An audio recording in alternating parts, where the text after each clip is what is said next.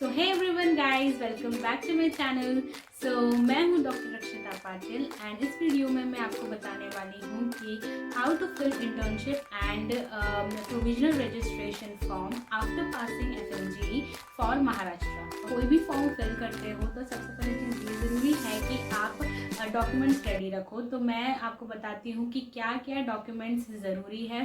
सबसे पहले आप वो डॉक्यूमेंट्स रेडी रखो। तो यहाँ पे ये पूरी लिस्ट है डॉक्यूमेंट की, तो ये सारे डॉक्यूमेंट्स आपको पहले रेडी रखने हैं। Okay, so there are total 12 number of documents. Okay, so इसमें आप देख सकते हो कि यहाँ पे file type and file size भी लिखा है। ठीक है, सो सबका मोस्टली पीडीएफ फॉर्मेट में है। ओनली जो फोटो होता है एंड सिग्नेचर है वो जेपीजी फॉर्मेट में है एंड बाकी जो फाइल साइज है तो आप सारे डॉक्यूमेंट्स का यहाँ पे लिस्ट में आप देख सकते हो कि केबीज कितने हैं। ओके, फाइल साइज कितना है, तो वैसे वैसे आपको साइज उसी साइज का आपको होना चाहिए। फोटोज दैट इज ओनली 2, तो इसको 50 केबी तक होना चाहिए। बाकी पीडीएफ जो है दैट इज 150 केबी तक होना चाहिए। एंड आफ्टर दैट आप देख सकते हो कि जो पासपोर्ट है जहाँ पे आप इमिग्रेशन का स्टैम्प एंड वीज़ाज होता है वो 500 केबी का होना चाहिए। सबसे पहले चीज़ मैंने भी यही करी है कि मैं सबसे पहले सारे डॉक्यूमेंट्स मैंने इकट्ठा करे एंड उनको कंप्रेस किया वो साइज में, एंड देन मैंने एप्लीकेशन फॉर्म फिल करना शुरू किया है। ठीक है, सो आई थिंक आप लोग भी पहले ये सारे डॉक्यूमेंट्स आप पहले रेडी रखो, कंप्रेस करो, एंड तो जब आप फॉर्म फिल करेंगे तो आपको ज़्यादा प्रॉब्लम नहीं होगी क्योंकि आपके डॉक्यूमेंट सारे पहले से ही रेडी थे। ओके, अभी इसके बाद मैं आपको लेके जाऊंगी मेरे स्क्रीन पे जहाँ पे मैं आपको बताऊंगी कि फॉर्म कैसे फिल करना है, जो कि है provisional registration form. So let's go.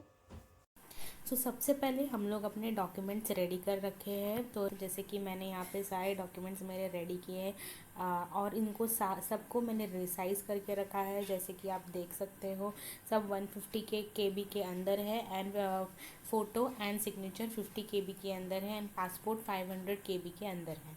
तो ऐसे ही आपको कंप्रेस करके रख देना है पहले से ही, ताकि फॉर्म फिल करते टाइम आपको ज़्यादा प्रॉब्लम ना हो। तो ऐसे अभी हम लोग जा रहे हैं महाराष्ट्र मेडिकल काउंसिल के वेबसाइट पे, जहाँ पे हम अपना फॉर्म भरेंगे। तो ये मैं एमएमसी में डाल देती हूँ। तो यहाँ पे आपको देख के आ रहा है महाराष्ट्र मेडिकल काउंसिल, तो यहाँ पे आप क्लिक करो। तो यहाँ पे आपका ऐसा दिखेगा। तो अभी हम लोग सबसे पहले करेंगे लॉगिन। हमको करना है आरएमपी लॉगिन। ठीक है, तो हमको करना होगा first RMP login which is registered medical practitioner login. ठीक है, लॉगिन करेंगे। अभी हमको, अगर आपके पास लॉगिन आपने पहले से ही ये सब रजिस्ट्रेशन कर रखा है तो आपको यहाँ पे से ईमेल आईडी एंड पासवर्ड डालना होगा। एंड अगर आपने नहीं किया है तो आपको यहाँ पे क्रिएट न्यू अकाउंट पे डालना होगा। तब मैं यहाँ पे आपको दिखा देती हूँ क्रिएट न्यू अकाउंट में आपको क्या क्या करना है। तो आप देख सकते हो यहाँ पे हमको कुछ भी एमएमसी रजिस्ट्रेशन नंबर या रजिस्ट्रेशन डेट ऐसा कुछ भी हमको नहीं दिया गया है। तो अभी हम लोग ये सारी चीज़ें नहीं भरेंगे। सबसे पहले ये लास्ट नेम भरेंगे। तो जैसे कि आप देख सकते हो, तो लास्ट नेम मेरा अगर, और फिर मिडिल नेम भरेंगे एंड डेट ऑफ बर्थ। जैसे कि आप जो भी आपका डेट ऑफ बर्थ है तो आप ऐसे भर दीजिए। मेरा तो 1 मार्च है, तो जैसे कि आपका डेट ऑफ बर्थ है आप ऐसे भर दीजिएगा। एंड यहाँ पे वही email ID and mobile number डालो जो कि आप अभी यूज़ कर रहे हो, क्योंकि इस पर हमेशा ओटीपी आएगा। जो भी अपने रजिस्ट्रेशन के रिलेटेड नोटिफिकेशन होगी कि कब जाना है, कोई भी चीज़ होती है तो सारे ईमेल या ये फ़ोन पे ही आपको मिलेगा। एंड मोस्टली ईमेल में ही मोस्टली वो लोग सारी चीज़ें मेल करते हैं। ईमेल में भी फ़ोन पे भी ओटीपी आता है एंड ईमेल में भी ओटीपी आता है। ठीक है, तो आपको ये करना है। एंड यहाँ पे आप कोई भी पासवर्ड डाल सकते हो जो कि आपको सही लगता है, बट इसमें सिर्फ स्पेशल कैरेक्टर में ये @ ही आप कर सकते हो। तो कोई भी आप डाल सकते हो एज यू नीड, जैसे कि आपको ईजी पड़ेगा और आप याद रख पाओगे ऐसा आप बना लीजिए और ऐसा पासवर्ड डाल दीजिए। एंड सबसे importantly email ID and mobile phone जो है वो जो वर्किंग है वही दीजिए। ओके, सो आपने आपको यहाँ पे रजिस्टर पे क्लिक करना है, जैसे कि आप देख सकते हो। तो मैंने तो पहले से ही मैंने पहले से अपना अकाउंट बना रखा था, तो मैं यहाँ पे अभी रजिस्टर नहीं कर रही हूँ क्योंकि मेरा पहले से ही अकाउंट बना हुआ है। तो ठीक है, तो फिर से हम आ गए आरएमपी लॉगिन में। तो यहाँ पे मैंने पहले से अपनी चीज़ें सेव कर रखी है। ये जो कैप्चा है डाल देती हूँ। मैंने अपना ईमेल एंड मेरा पासवर्ड डाल दिया है एंड अभी मैं अपना कैप्चा डालूँगी यहाँ पे। यहाँ मैंने लॉगिन कर लिया है। ओके, तो यहाँ पे हमने अपना डाल दिया है। अभी हमारे फ़ोन पे ओटीपी आएगा, जो फ़ोन नंबर है उस पर ओटीपी आएगा। अगर फ़ोन पे ओटीपी नहीं आ रहा है तो ईमेल आईडी में पक्का आ जाता है। सभी ओटीपी डाल के अभी आप लोग को ये ऐसा इंटरफेस दिखेगा अपने स्क्रीन पे। तो यहाँ पे हम लोग को जाना है सर्विसेज ऑफ एप्लीकेशन। तो यहाँ पे हम लोग जाएंगे सर्विसेज ऑफ एप्लीकेशन। तो यहाँ पे हमको जाना पड़ेगा registration for foreign medical graduate. Okay, तो अभी हम लोग को कहीं और नहीं जाना है। यहाँ पे बहुत सारे प्रोविजनल रजिस्ट्रेशन लिखा है for Maharashtra state, for other state. तो इन सब में हमको नहीं जाना है क्योंकि हम फॉरेन मेडिकल ग्रेजुएट है। तो हम लोग को यहाँ पे जाना है। तो यहाँ पे registration for foreign medical graduate में हमको क्लिक करना है। तो यहाँ पे हम लोग क्लिक कर लिया। इसके बाद यहाँ पे आपको ऐसा इंटरफेस दिखेगा। तो अभी एप्लीकेशन टाइप है जो कि हम लोग का है प्रोविजनल रजिस्ट्रेशन। तो हम यहाँ पे प्रोविजनल रजिस्ट्रेशन टाइप कर देंगे।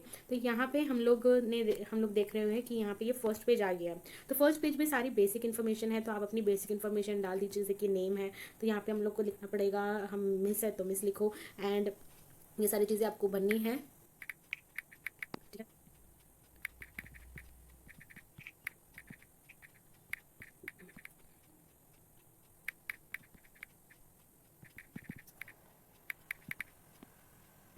डेट ऑफ बर्थ पहले से ही लिखा आ रहा है। नाउ हम लोग प्लेस ऑफ बर्थ करेंगे तो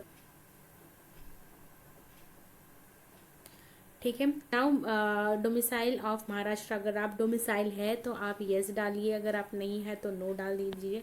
फिर फुल प्रेजेंट एड्रेस, तो अभी जो भी आपका एड्रेस है आप वो सारी चीज़ें डाल सकते हैं। जैसे कि मैं अपना डाल दूंगी, यहाँ पे लिख लिया अपना तालुका एंड ऑल आपको ऐड कर देना है। जैसे कि आप देख सकते हो तालुका, स्टेट, जैसे कि आप तालुका ऐड कर देंगे तो डायरेक्टली स्टेट वेट सब ऐड हो ही जाएगा, कंट्री तो ऐड हो ही जाएगी। पिन कोड आपको अच्छे से डालना है एंड आपका नंबर एंड ऑल पहले से ही यहाँ पे प्रेजेंट है, क्योंकि हमने अपना रजिस्ट्रेशन के टाइम जो नंबर डाला था वही यहाँ पे प्रेजेंट होगा। तो आप इसे चेंज नहीं कर सकते। तो जब आप रजिस्टर कर रहे हैं तो अच्छे से email ID and mobile number डाल दीजिएगा, ठीक है। फिर उसके बाद में आप ये सारी चीज़ें, आपके कौन सी कैटेगरी है, नेशनलिटी इंडियन है तो आप टिक कर दीजिए इंडियन। सो अभी हमने सेव एंड कंटिन्यू कर दिया है। अभी हम आ गए हैं सेकंड पेज पे। तो सेकंड पेज पे आप देख सकते हो 10th class, 11th class and 12th class का पूछा गया है। तो यहाँ पे पहले हम लोग स्कूल नेम लिख लेंगे एंड ऑल। पहले चीज़ मैं स्कूल नेम लिख लेती हूँ। तो सबसे पहले चीज़ है स्कूल नेम। तो जैसे कि जो चीज़ें आपकी यहाँ आप लिख लो। यहाँ पे 10th में आपका कौन सा स्कूल था, कौन सा स्कूल एड्रेस, बोर्ड नेम अगर आप स्टेट बोर्ड के थे तो आप मतलब महाराष्ट्र बोर्ड के थे, आप महाराष्ट्र बोर्ड लिख सकते हो। या आपका सीबीएसई था, जैसे कि जो सीबीएसई का है तो बोर्ड है तो आप वो लिख सकते हो। तो बोर्ड एड्रेस जो महाराष्ट्र बोर्ड के थे उनका जो बोर्ड एड्रेस है वो पुणे का बोर्ड एड्रेस है। तो वो मैं आपको दिखाऊंगी कौन सा है। तो यहाँ पे आप लिख लो, पहले सारी चीज़ें आप फिल कर लो, फिर मैं आपको बोर्ड एड्रेस बताऊंगी कैसे फिल करना है। तो पहले हम लोग यहाँ पे स्कूल नेम लिख लेंगे। तो ये मैं अपना स्कूल नेम लिख रही हूँ। यहाँ मैंने स्कूल एड्रेस। सो अगर आपका बोर्ड महाराष्ट्र बोर्ड है तो आप यहाँ पे महाराष्ट्र बोर्ड लिख दीजिए। तो बोर्ड एड्रेस लिख देते हैं। अभी हम लोग यहाँ पे जाएंगे एंड लिखेंगे महाराष्ट्र बोर्ड एड्रेस।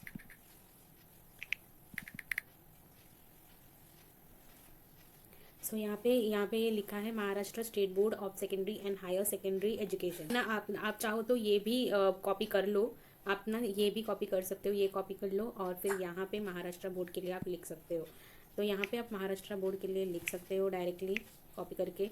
तो महाराष्ट्र बोर्ड का आ गया। एंड तो यहाँ हमको बोर्ड एड्रेस लिखना पड़ेगा, जो कि हमको पुणे का बोर्ड एड्रेस लिखना पड़ेगा। तो यहाँ पे हमने ये वाला खोल रखा है। तो यहाँ पे Maharashtra state board of secondary and higher secondary education Pune लिखा है। तो हम यहाँ पे वही चीज़ लिख लेंगे। वैसे हर चीज़ का अलग अलग डिवीज़न होता है, बट पुणे में इनका मेन ऑफिस है। तो यही पूरा हम लोग कॉपी पेस्ट कर लेते हैं। तो अभी हमने हमारा बोर्ड एड्रेस भी डाल दिया है। तो इसके बाद हम लोग roll number and certificate number देख लेते हैं क्या है। नंबर जो कि है अपना रोल नंबर। तो हम लोग रोल नंबर की जगह पे 10th स्टैंडर्ड में ये वाला डालेंगे। एंड ये है सीरियल नंबर ऑफ सर्टिफिकेट। तो हम लोग रोल नंबर की जो सर्टिफिकेट के नंबर के टाइम पे हम लोग सर्टिफिकेट नंबर जो वहाँ पे दिया गया है तो हम लोग ये वाला नंबर डालेंगे जो इस साइड पे है, ठीक। तो अभी हमने यहाँ पे सर्टिफिकेट नंबर भी डाल दिया है ना। यहाँ पे सर्टिफिकेट डेट पूछा गया है 2014 का, ठीक है। तो वैसे ही अभी मैं यहाँ पे लिख देती हूँ। फिर हम लोग को बस दिया है month and year of exam दिया है। तो मंथ जो था जो मार्च 2014 था मेरा। तो अगर मार्च मंथ दिया है तो हम डेट लिख देते हैं। मैंने यहाँ पे लिखा है 3 मार्च 2014, क्योंकि अगर आपका महाराष्ट्र बोर्ड है तो परसेंटेज के साथ में आपके सर्टिफिकेट में मार्क्स लिखे होते हैं। तो टोटल मार्क्स भी लिखे होते हैं एंड आपके परसेंटेज कितने आए वो भी लिखे होते हैं आपके सर्टिफिकेट में, ठीक है। तो आप वो वो वाले मार्क्स लिख सकते हो, जो भी परसेंटेज है और जो भी आपके मार्क्स ऑब्टेन्ड है वो आप यहाँ पे लिख सकते हो। ठीक है, तो है मेरा 11th क्लास का है मेरा मार्कशीट। तो यहाँ पे कोई भी रोल नंबर नहीं लिखा है, ना ही कोई सर्टिफिकेट नंबर लिखा है, सिर्फ यहाँ पे ये लिखा है कि एग्जामिनेशन हेल्ड इन अप्रैल इन 20। तो फिर मैंने सोचा कि इसका मैं डेट लिख दूंगी 20 अप्रैल 2015। ठीक है, तो ये आप डेट लिख सकते हो। और आपका जो भी क्लास नंबर, मतलब यहाँ पे कोई रोल नंबर नहीं लिखा है, तो आपके जो क्लास में कोई भी आपका रोल नंबर रहता था हमेशा से, तो आप वो रोल नंबर लिख सकते हो यहाँ पे। लाइक मेरा 31 था, ना ही यहाँ पे कोई सर्टिफिकेट नंबर है, तो मैं सर्टिफिकेट नंबर भी 31 लिख दूंगी। ठीक है, सो अभी अपन ने 11th स्टैंडर्ड का भी भर दिया, अभी हम लोग 12th स्टैंडर्ड का भरेंगे। तो यहाँ पे हमको पूरे मार्क्स भी सही से डालने हैं, तो आप अच्छे से कोरिलेट करके ही भरिए, कहीं यहाँ पे कोई भी मिस्टेक नहीं होनी चाहिए। ठीक है, सो ये भी हम लोग सेम तरीके से भरेंगे जैसे कि हमने 10th एंड 12th का भरा है, जो कि हमने देखा है अपना पासिंग सर्टिफिकेट एंड मार्कशीट, उससे हम लोग को सर्टिफिकेट नंबर जो है पासिंग सर्टिफिकेट से करना है, एंड सर्टिफिकेट डेट जो भी है वैसे ही हम लोग वहाँ पे मंथ लिखा होगा, उस हिसाब से आपको लिखना पड़ेगा। ठीक है, एंड सेम सिमिलर चीज़ें हैं, school name, board name and roll number जो उसमें लिखा होगा वो हम लोग वहाँ पे भी सिमिलर चीज़ करेंगे, जो कि हमने सेम किया है 10th के सर्टिफिकेट के लिए। तो यहाँ पे पूरा हमको इंग्लिश में, फिजिक्स में, केमिस्ट्री में, बायो में कितना क्या क्या मिला है वही वो सब हम लोग को यहाँ पे पूरा अच्छे से फिल करना है। ठीक है, and any other university examination, तो हमने ऐसा कुछ किया नहीं है, ना ही हमने बीएससी किया है, ना कोई और यूनिवर्सिटी एग्जामिनेशन किया है, तो फिर ये हमको करने की ज़रूरत नहीं है अब। ओके, इसके बाद हम लोग आ रहे हैं medical qualification. So medical qualification में ये सारे अपने डिग्री, इसके लिए अपन को अपना डिग्री साथ में रखना है, और डिग्री को देख देख के ही अपन को ये फॉर्म भरना है। सो लेट्स सी, तो सबसे पहले नेम ऑफ इंस्टीट्यूट, जो कि अपना कॉलेज का नाम है। ठीक है,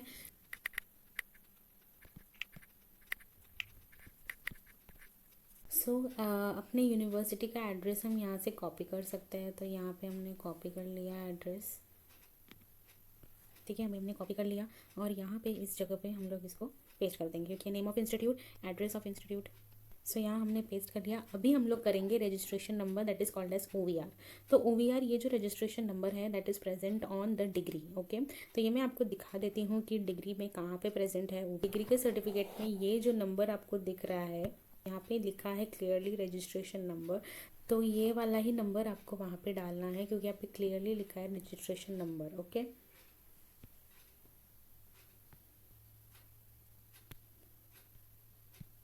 सो यहाँ हमने रजिस्ट्रेशन नंबर भी डाल दिया है। अभी हम आगे बढ़ते हैं। यहाँ पे लिखा है address of सेंट्रालनिया ओविर।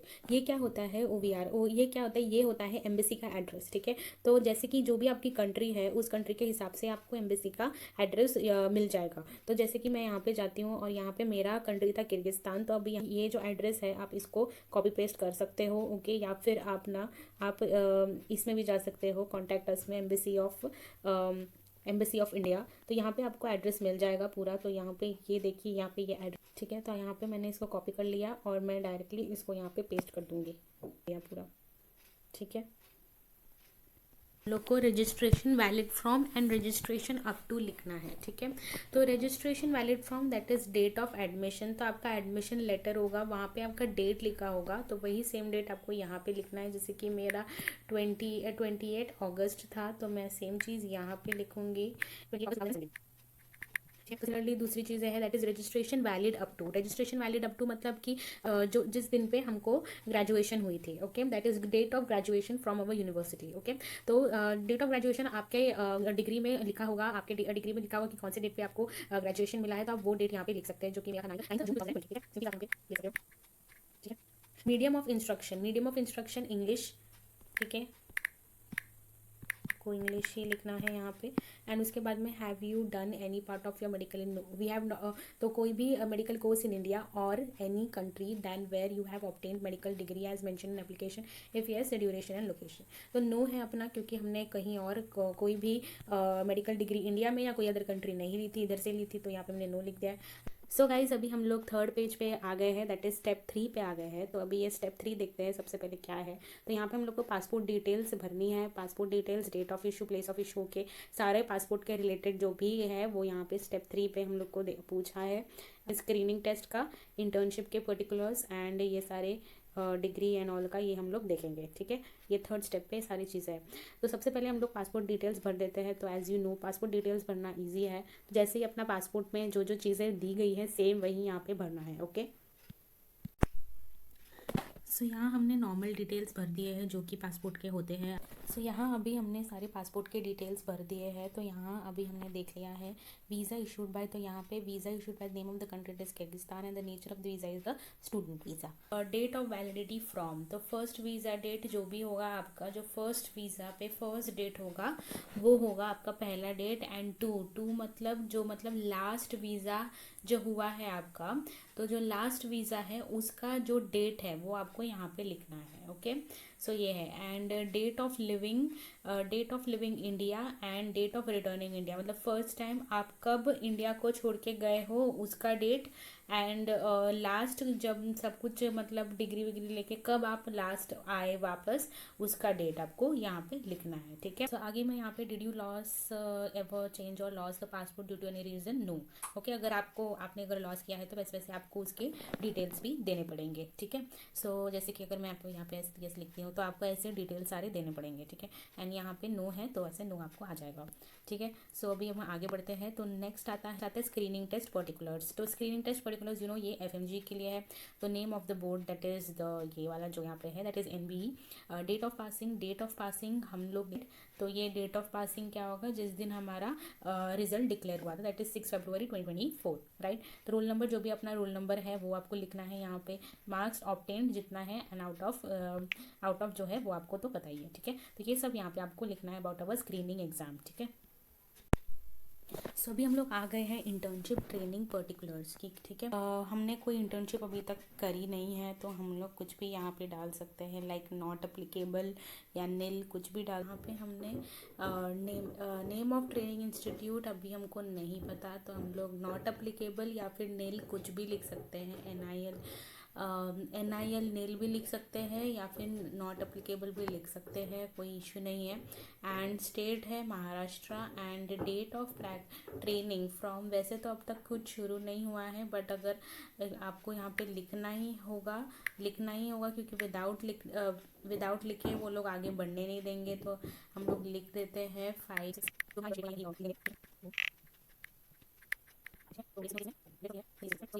About the internship training particulars, जो बहुत ज़्यादा कंफ्यूजिंग होता है, समझ नहीं आता क्या भरना है। तो यहाँ पे मैंने आपको बता दिया है कि मैंने क्या भरा है, इस पर्टिकुलर सेक्शन में मैंने क्या भरा है ये मैंने आपको बता दिया। So name of the medical degree, तो आपका मेडिकल डिग्री का नाम आपकी डिग्री में क्या लिखा है आपको वही लिखना है। तो इसमें हमको क्या लिखना है यहाँ पे, जो name of the medical degree और डिप्लोमा ऑब्टेन्ड एंड यूनिवर्सिटी और licensing body with the year of. ठीक है, तो यहाँ पे हम लोग को बस यही लिखना है कि अपना कौन सी डिग्री है और कौन से एकेडमी से, मतलब ये कौन सी यूनिवर्सिटी से हमने वो डिग्री ली है। ठीक है, सो ये हम लोग यहाँ पे हमने नो लिख देना है क्योंकि हमने नहीं किया है। सो हमने कोई भी प्रैक्टिकल ट्रेनिंग बिफोर और आफ्टर मेडिकल क्वालिफिकेशन नहीं किया है। अगर आपने किया होगा अपनी यूनिवर्सिटी में तब आप यहाँ पे येस लिख सकते हैं, बट मैंने अपनी यूनिवर्सिटी में या कोई भी मेडिकल ट्रेनिंग नहीं करी है तो मैंने यहाँ पे नो लिख दिया है। ठीक है, if not then has she or he undergone prescribed training in an approved hospital in India, give details, no. So write no here, तो यहाँ पर मैंने नो लिख दिया है। So was any medical college or school in India attended before departure from India, no. तो यहाँ पे भी हमको नो लिख देना है। तो in the language of study in the country be other than English, please indicate if it was studied in India before departure or was studied in that country, please indicate the time taken for that study and whether any examination was passed. Study किया होगा कोई other language में या पहले India में अगर आप study करके गए हो मेडिकल कॉलेज में या कहीं पर भी, तो आपको यहाँ पे मेंशन करना है। तो यहाँ पे मैंने तो नहीं किया था, सो मैंने इंग्लिश ही लैंग्वेज में किया था, studied in English and only in that university. ठीक है, तो मैं वही चीज़ लिखूंगी यहाँ पे। तो नेक्स्ट है do the medical examination passed is for facto entitled one to register in the country in which they were taken or a separate examination for registration has been passed। तो वहाँ हमने पास करी थी एग्जाम, तो यहाँ पे हमको यस ही लिखना है। ठीक है, सो यहाँ पे नेक्स्ट यहाँ पे दिया गया है are you registered in any foreign country. Okay, so foreign country तो हम लोग अपने जहाँ पे भी आपने लिया है आपका डिग्री, तो वहाँ पे हम रजिस्टर हो गए होंगे। तो फिर वहाँ पे हम लोग तो मेरा किर्गिस्तान है तो मैंने येस कर दिया। और यहाँ पे हमको जो रजिस्टर बॉडी होती है वो क्या होती है, वो होती है मिनिस्ट्री ऑफ हेल्थ। ओके, तो वो ministry of health of the respective country होती है जहाँ से हमने डिग्री ली है। तो यहाँ पे मैं लिख दूंगी ministry of health of Kyrgyz Republic. ठीक है, तो मैं यहाँ लिख दूंगी ministry of health of Kyrgyz Republic. ठीक है। सो रजिस्टर नंबर वही है जो हमने ऊपर लिखा था, जहाँ पे हमने OVR नंबर लिखा था जो मेरा था, तो वो मैं वो लिख देती हूँ। डेट ऑफ रजिस्ट्रेशन जो है, डेट ऑफ रजिस्ट्रेशन वही सेम जिस दिन हमको डिग्री मिला था, वही डेट हम लोग यहाँ पे लिख देंगे। तो सो एज़ मैंने बीच में लॉग आउट कर दिया था, तो फिर अभी हम लोग कैसे वापस जाएंगे, क्योंकि मैंने फुल फॉर्म तो अब तक भरा नहीं है। तो अभी हम लोग डॉक्टर्स प्रोफाइल में जाएंगे। ठीक है, डॉक्टर्स प्रोफाइल में जाके आप यहाँ पे मॉडिफाई ऐप करके जो एप्लीकेशन है वो वैसे कर सकते हैं, और जहाँ आपने लीव किया है, मतलब जहाँ से आपका नहीं हुआ है वहाँ आप डायरेक्ट जा सकते हैं। जैसे मेरा स्टेप 4 बचा हुआ था, तो मैं वो वाला वहाँ पर डायरेक्टली जाऊँगी। ठीक है। सो स्टेप 4 में हमको सारे डॉक्यूमेंट्स अपलोड करने हैं। सो इसका साइज़ 50 के जैसे जैसे यहाँ पे लिखा है वो साइज़ होना बहुत ज़्यादा ज़रूरी है, नहीं तो ये अपलोड नहीं होता है। और ये JPG फॉर्मेट में होना, ये दोनों सिग्नेचर एंड फोटोग्राफ एंड बाकी सब PDF फॉर्मेट में चाहिए, एंड ये साइज़ इतना होना चाहिए।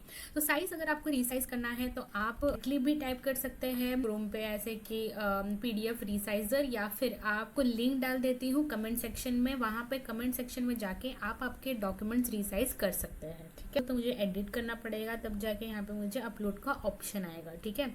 सो यहाँ पे मैं करती हूँ चूज़ फाइल, और मैंने पहले से ही सारी चीज़ें रिसाइज करके रखी है, सारी डॉक्यूमेंट्स, जैसे कि मैंने वीडियो के पहले ही बोला था कि फॉर्म फिल करने से पहले ही सारी चीज़ें रिसाइज करके रखिए, ताकि फिर जब आप फॉर्म फिल करते हो तब आपको ज़्यादा प्रॉब्लम ना हो। ठीक है।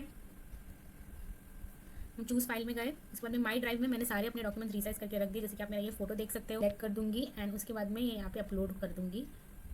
तो ये हुआ है मेरा document uploaded successfully.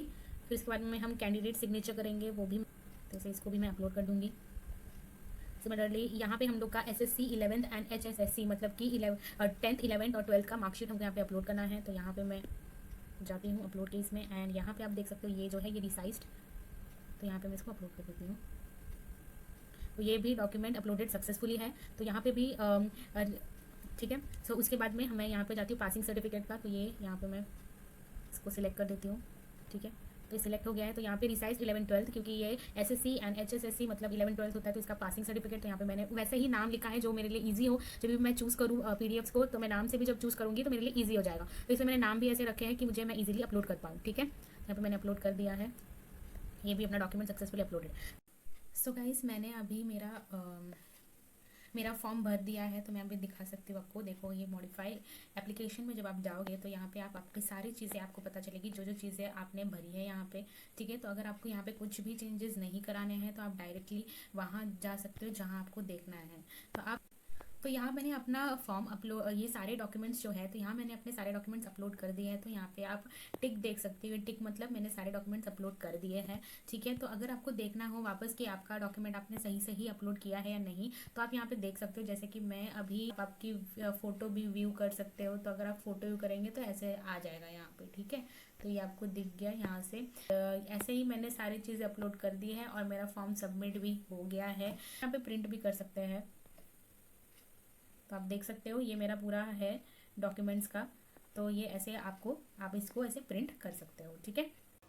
So guys, मैंने अभी आपको पूरा फॉर्म फिल करने का प्रोसीजर पूरा बता दिया है, एंड वो भी काफ़ी डिटेल में मैंने सारी चीज़ें आपको बता दी कि कैसे कैसे आपको फॉर्म फिल करना है। अब फॉर्म फिल करने के बाद आपको क्या करना होता है, तो फॉर्म फिल करने के बाद आपको ये जो फॉर्म में जो जो आपने डॉक्यूमेंट्स सबमिट करे हैं, तो उनको आपको जेरोक्स लेना पड़ेगा पहले। ठीक है, तो आप ये सारे डॉक्यूमेंट्स का जेरोक्स ले लो, एंड ऑल्सो जो एफिडेविट है वो भी आपको बनाना पड़ेगा, दैट इज 100 रुपीज़ स्टैम्प का होता है एफिडेविट। ठीक है, सो आपको लेके जाना होगा ये फॉर्म, जो आपका application form and all the xerox जो है वो, एंड ये एफिडेविट आपको MMC ऑफिस में लेके जाना पड़ेगा, जो कि मुंबई में है। तो मैं एफिडेविट का जो फॉर्मेट है, तो ये मैंने यहाँ पे अपलोड कर दिया है। इस फॉर्मेट में आपको एफिडेविट में ये सारी चीजें लिखनी होंगी। ठीक है, सो आफ्टर दैट जैसे कि अभी जो नोटिफिकेशन आया है, तो उसमें जो 2024 जो जनवरी 2024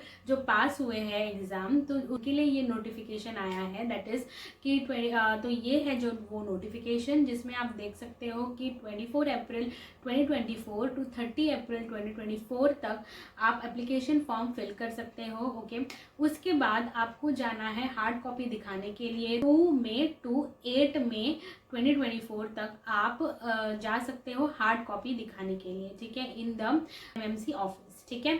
फिर उसके बाद आपका मेरिट लिस्ट आएगा, फिर first round and second round आएगा, एंड देन आपका जून तक इसका आपको इंटर्नशिप मिल जाएगा। सो ये सारा आप देख सकते हो, ये सारी ये पूरा नोटिफिकेशन है जो कि महाराष्ट्र मेडिकल काउंसिल ने अपलोड किया था उनके वेबसाइट पे। तो आप इसको रेफर करके आप सारे आगे के प्रोसीजर्स भी देख सकते हो, ठीक है। सो आई होप आपको ये वीडियो काफ़ी इन्फॉर्मेटिव लगा हो, एंड आई होप आपको वीडियो काफ़ी अच्छा लगा हो। सो अगर आपको अच्छा लगा हो तो प्लीज़ लाइक करिए मेरा वीडियो, एंड शेयर करिए अपने फ्रेंड्स के साथ, एंड ऑल्सो सब्सक्राइब करिए मेरे चैनल को। मैं मिलती हूँ आपको अगले वीडियो में। Bye bye and take care.